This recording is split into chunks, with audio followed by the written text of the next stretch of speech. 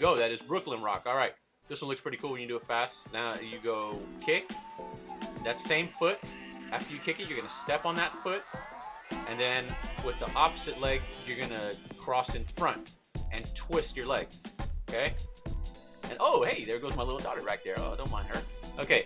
Now, you're going to step out. You're going to kick. Put that foot down. And then do the same thing in the opposite direction. You're going to twist your legs. And when you do that, you kind of kick your heel out. That back heel, you're going to kick it out. Okay, so make sure you're stepping on your toes. You don't want to do this too flat when you're doing it quickly. Okay, step, and then you're going to cross again. Okay, heel out. Oh, and there she goes. Bye. Okay, and here you go real time.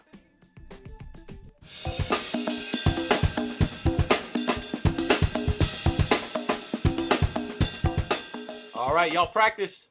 Peace.